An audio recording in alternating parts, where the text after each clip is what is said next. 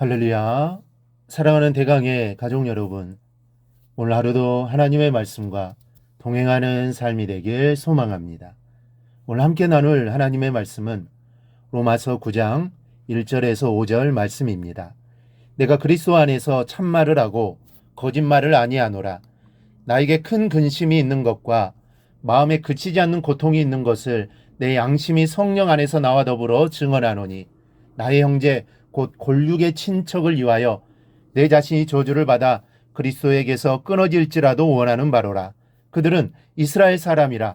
그들에게는 양자됨과 영광과 언약들과 율법을 세우신 것과 예배와 약속들이 있고, 조상들도 그들의 것이요 육신으로 하면 그리스도가 그들에게서 나셨으니 그는 만물 위에 계셔서 세세의 찬양을 받으실 하나님이시니라. 아멘.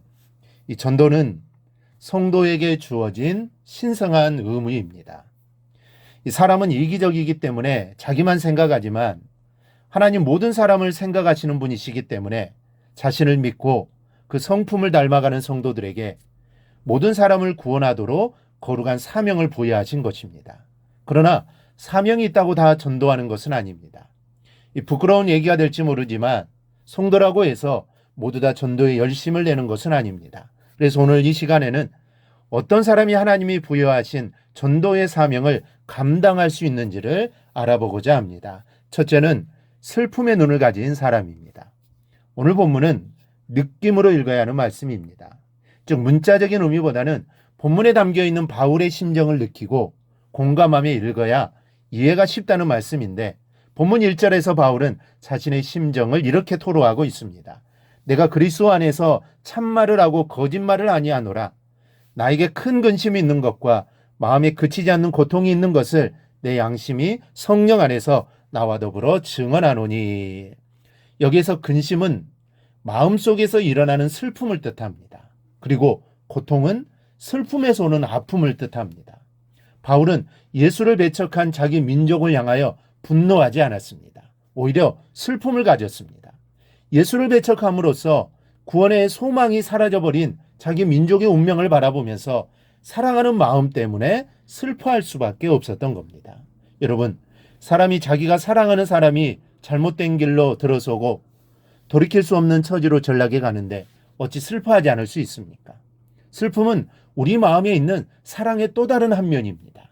슬픔은 사랑과 애정의 진실하고도 실제적인 표현입니다.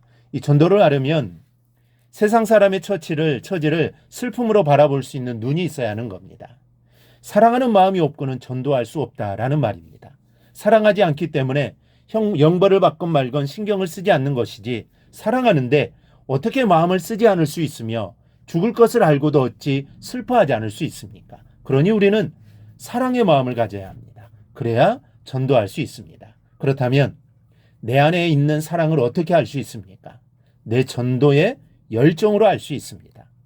입으로 아무리 사랑한다 말해봐야 소용없습니다. 전도의 열정이 없으면 세상에 버림받은 영혼에 대한 사랑이 없는 것이 확실합니다. 그러니 세상의 영혼을 사랑하는 사람은 전도하게 되어 있습니다.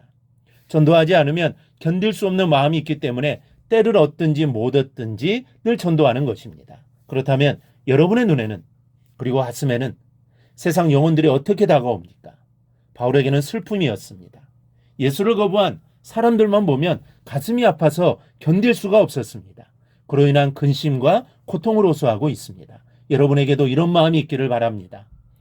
세상 사람을 대적해야 할 사람들로 보기보다는 사단의 손에 붙들린 불쌍한 사람, 구원받고 하나님의 사랑을 나와 함께 누려야 할 사람으로 보고 먼저 그들의 처지를 슬픔으로 바라보는 눈을 가지시기를 원합니다. 이런 마음이 있어야 전도할 수 있는 것입니다. 둘째로, 대신 죽고자 하는 비장한 결의가 있는 사람입니다. 3절입니다. 나의 형제 곧 고륙의 친척을 위하여 내 자신이 저주를 받아 그리스도에게서 끊어질지라도 원하는 바로라. 앞서 바울은 아무도 또 그 무엇도 그리스도 안에 있는 하나님의 사랑에서 끊을 수 없다고 했습니다. 그런데 지금은 자신이 저주를 받아 끊어질지라도 자기 민족이 구원받기를 바란다는 것입니다. 바울은 이런 결의를 갖고 있었습니다. 불가능한 일이 자기에게만 예외적으로 일어나고 그래서 자기가 세상에서 가장 불쌍한 자가 될지라도 너희가 구원받을 수만 있다면 자신은 기쁘게 그 길을 택하겠다는 것입니다. 여러분에게도 이런 결의가 있습니까? 여러분들은 어느 정도까지 희생하고 어느 정도까지 사랑하기를 원하십니까? 희생하기를 원하지 않고 사랑하기를 원하지 않는 사람은 여러분 가운데 없을 겁니다. 우리 모두는 희생하고 봉사하고 사랑하며 살기를 원합니다. 그러나 이 정도가 문제입니다. 어느 정도까지 얼마만큼 그러하냐가 문제입니다. 그리고 오늘 성경은 바울의 심정을 통해서 우리 스스로 영생을 포기하고 하나님의 저주를 선택할 정도의 사랑과 희생을 결단할 것을 요구하고 있습니다. 그러한 마음을 가져야 전도할 수 있다는 것입니다.